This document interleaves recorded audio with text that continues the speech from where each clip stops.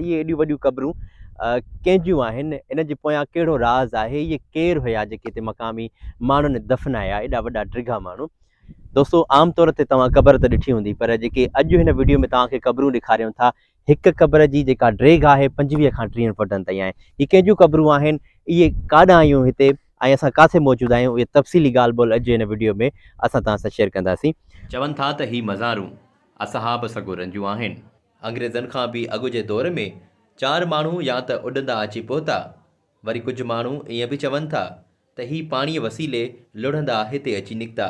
मक़ामी माण्हुनि खेनि क़दीमी ॻोठ तराईअ जे वेझो दफ़न कयो, जंहिं बाद हर हिकु वटां मुख़्तलिफ़ ॻाल्हियूं ॿुधण में अचनि थियूं। के चवनि था इते देव रहंदो आहे, वरी कुझु चवनि था त ही नबी करीम सल्लल्लाहु अलैहि वसल्लम जा प्यारा पंहिंजी हद में चोर जे लाइ तमामु सख़्तु आहिनि। जेको बि चोरी कंदे वटनि गुज़रंदो, उन हद मां उन जी अखियुनि खां कुझु वक़्तु नूर खसिजी वेंदो आहे। इन ई सबबु मक़ामी माण्हुनि में ख़ौफ़ वारी सूरत हाल आहे, जॾहिं त सही ॼाण मालूम नाहे थी सघी।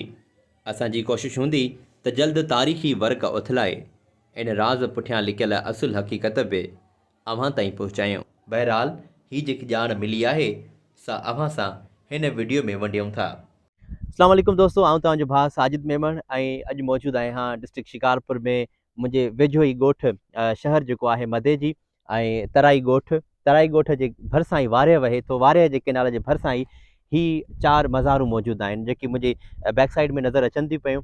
4 मज़ारूं आहिनि। हिते जेके माण्हू मक़ामी ॿुधाइनि था त इहे 4 ईसा बि लुढ़ंदा आया हिते पहुता। उनजी जेकी ड्रिघा विया तमामु माण्हू वे, त उते मक़ामी माण्हुनि उन वक़्तु हिननि खे हिते जॾहिं दफ़न कयो त हिकु क़बर जी जेका ड्रेग थिए थी, उहा 25 खां 30 फुटनि ताईं ड्रेग थिए थी।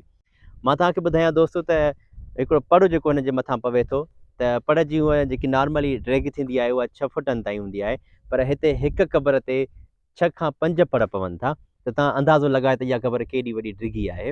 हिते मौजूदु माण्हुनि में मुख़्तलिफ़ ॻाल्हियूं बि आहिनि, मुख़्तलिफ़ भुआइतियूं ॻाल्हियूं बि मौजूदु आहिनि, जंहिंजे करे मुंहिंजी दिलि में बि थोरो ख़ौफ़ मौजूदु आहे। त जॾहिं पाण हिते असां पहुता आहियूं त हिते जेको माहौल आहे आस पास, उहो तमामु ई ख़ौफ़ज़दा माहौल आहे। माण्हू न माण्हूअ जी ज़ात ऐं हिते तनहा बीठा आहियूं, तमामु घणो भउ बि महसूसु थिए थो।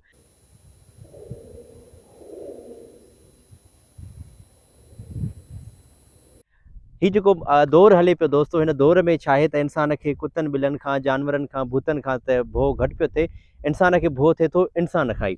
त पाण जॾहिं हिते अकेला बीठा आहियूं, तनहा बीठा आहियूं, हिकिड़ो दोस्त आहे मक़ामी, मुंहिंजो भाउ आहे जमशेद मेमन, जंहिं मूंखे हिते जेको वठी आयो आहे, त माण्हू खे भउ थिए थो इंसान खां ई। दोस्तों जल्द अव्हां ताईं तफ़सीली वीडियो बि पहुचाईंदासीं। अॼु ॾींदा पंहिंजे भाउ खे इजाज़त, पंहिंजो रखंदा ख़्यालु, धणी निगहबान।